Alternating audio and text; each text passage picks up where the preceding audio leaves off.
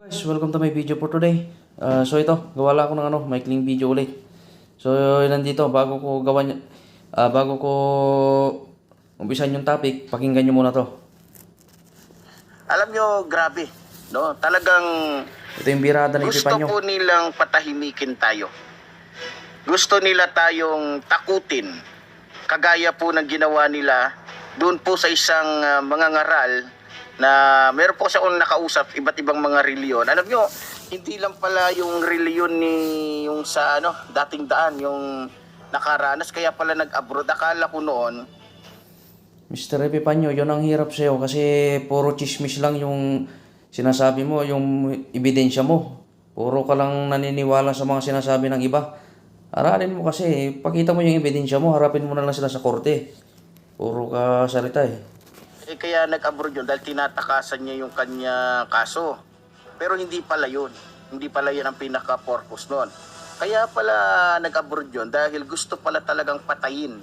No? At nakwento pa nga sa akin, ginamit pa ng iglesia ni Manalo etong NBI. So grabe, kasi may mga aso daw sila diyan, may mga tuta, may mga alam mo na mga doggy, no? Kaya malakas ang loob. So, pero naniniwala ako na marami sa mga kababayan natin, lalong-lalo na sa mga kabrad ko, mga kapatid ko, lalong-lalo na sa ating mga kuya, ate, sa Eagles, no? Matagal ko pong tinago ito, pero hindi mo kailangan ipagyabang Pero ako po ay Eagles, no? So, ganun pa man, salamat po. At talagang ang dami, lalong-lalo na sa mga kapatiran sa Eagles, talagang daming tumawag, ang daming nagbigay ng kanilang suporta. So iba pa nga nag-aalok na dito ka sa amin, dito ka na, kami na bahala sa iyo. So marami. So maliban doon may mga reliyon pa na talagang nagpaabot po ng kanilang pasasalamat at talagang sabi nga nila dahil nga sa mahina-hina yung loob nila, kaya nananalangin na lang sila na sana may isang taong tumayo para ipagpatuloy yung pagsisiwalat sa lahat ng mga kahayupan ng Iglesia ni Manalo.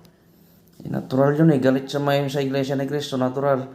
Kakampi siya yun. Pangalawa, alam nila na tama ang Iglesia ni Cristo. Kaya dapat sinabi mo rin sana, basahin nila yung Gawa 20:28 at saka yung Roma 16:16. Puro ka lang bintang No, kasi biro nyo ngayon ko lang po lalong naintindihan na ito palang reliyon na to ay isang parang mafia talaga. Mafia. Kasi saan ka nakakita ng isang reliyon na may mga goons? Saan ka nakakita ng isang reliyon na mayroong mga private army? Saan ka nakakita ng isang tunay na reliyon na kumbaga halos lahat sa kanila o yung itong reliyon. Alam mo, Epipanyo Labrador, patunayan mo kasi yan sa korte, hindi yung sa bunganga lang, hindi sa social media. Wala namang private army ang Iglesia ni Cristo Hindi private army yung mga nakikita mo. Siguro baka yung mga nakikita mo, yung mga gwardya. Natural, mga gwardya yun At saka kung may bantay man siya, natural yan. Kasi siya yung tagapamahalang pangkalatan Alangan hindi siya protektan ng mga kaanib sa Iglesia ni Cristo. So sinasabi ko sa iyo to, sinasagot kita gawa ng dati akong Iglesia ni Cristo hanggang ngayon sinanay ko mga active pa rin sa Iglesia ni Cristo hanggang ngayon yung mga lolo't lolo ko sa side ni mother ko namatay na lang yun na iglesia, kaya lahat ng mga bintang mo na yan mali. Kaya tuloy. Ito ay merong koneksyon sa lahat ng mga o gustong makikonek sa mga politiko, no? So ang dami po akong nalaman, marami po akong natuklasan. Politiko ang lumalapit sa iglesia, sa tagapamahalang pangkalatan, hindi ang tagapamahala ang lumalapit sa mga politiko. Humihiling sila na suportahan sila tuwing eleksyon. Kaya yan, mali agad yan. Tungkol po sa kahayupan. Kasi may mga po sa akin sabi pa nga sa akin, panoorin mo to, panoorin mo yan. Alam niyo, pinanood ko po yung mga issue ng Iglesia ni Manalo. Grabe. So, ang dami palang issue sa Iglesia ni Manalo. Kaya, hindi mo talaga masasabi na Iglesia ni Cristo yun Kaya nga sabi ko, ang tinitira ko po dito ay Iglesia ni Manalo. Hindi po Iglesia ni Cristo. Kasi pag sinabi po kasi Iglesia ni Cristo, alam niyo po kung ano po ba ang makikita natin sa Iglesia ni Cristo? Unang-una, mababait po yung mga yan. Hindi po yan sanay magsalita ng kung ano-ano, magbanta, at hindi ginagamit yung kanilang impluensya para lamang sa sarili nilang kapakanan. At hindi nila itinutulak yung kanilang mga ang tunay na Iglesia ni Cristo. Sabi nga sa akin ng isang nakausap ko, ang tunay na Iglesia ni Cristo, Brad, ay hindi sumasama sa politika. Dahil kung mababasa mo ang Biblia, ni minsan ay hindi sumama, hindi nakisali si Kristo sa usapin pang politika. No? So, doon lalo nabuksan yung isip ko na nga, no, wala akong mababasa sa Biblia na yung isang iglesia ay nakikisawsaw sa usapin pang politika. Diba? Hindi katulad ng iglesia ni Manalo na talagang makikita nyo po, no? Kala mo kung sino na. No? At saka dahil nga sa mayaman sila, may impluwensya sila, so, di ba?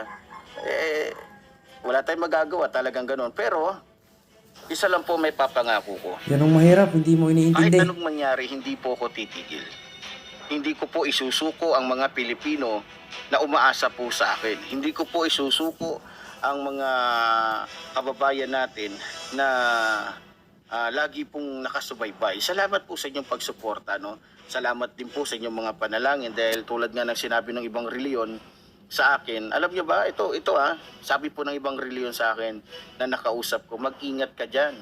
Kasi talagang may mga killer, may mga mamamatay tao talaga yan na nandiyan dyan na inaalagaan at talagang mga tao ng Iglesia ni Manalo. Noon pa yan.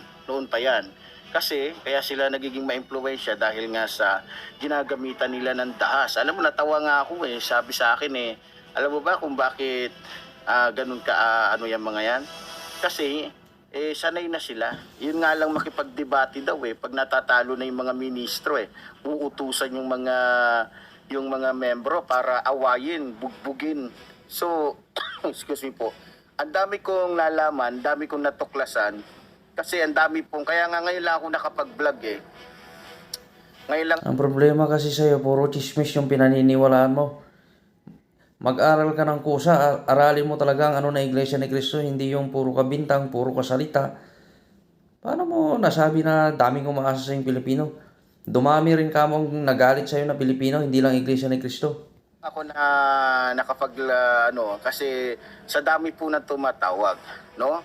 So, alam nyo, sa totoo lang, nalulungkot din ako kasi yung mga nakakonekta sa akin, nakaano sa akin, gusto pong ipitin ng Iglesia ni Manalo. Gusto nilang ipitin. Tumawag. Alam mo kasi, lahat kasi ng bintang mo, kagaya ng sabi ko nung nakaraan sa mauna kong video, patunayan mo sa korte. Ilabas mo ang ebidensya mo, hindi yung sinasabi mo na natanong mo lang at chismis mo lang kasi hindi naman pwedeng gamitin ebidensya ang chismis lang. Paano kung nagsisinungaling yun? Yung, kung galit lang yun sa iglesia, sinulsulang ka, di wala na. Ikaw naman, nagpauto ka naman, di wala din. Sa akin yung isa nating minsan na nating nakasama dito sa ating programa, gusto nilang ipitin, tinatakot po ng Iglesia ni Manalo May text daw, may nagchat-chat daw na ganito para hindi ka madamay. Aba, gusto nilang idamay yung walang kamalay-malay, yung walang kaalam-alam. Gusto nilang yan, tingnan nyo ganun kabalasubas ang Iglesia ni Manalo. Ganun ka-demonyo, ganun ka-diablo ang Iglesia ni Manalo. Tapos nagagalit sila. Halata naman sa galawan nyo pa lang Pero alam nyo, bilib ako sa Iglesia ni Manalo Bilib ako sa Iglesia ni Manalo Pasensya na po kayo. Medyo maingay.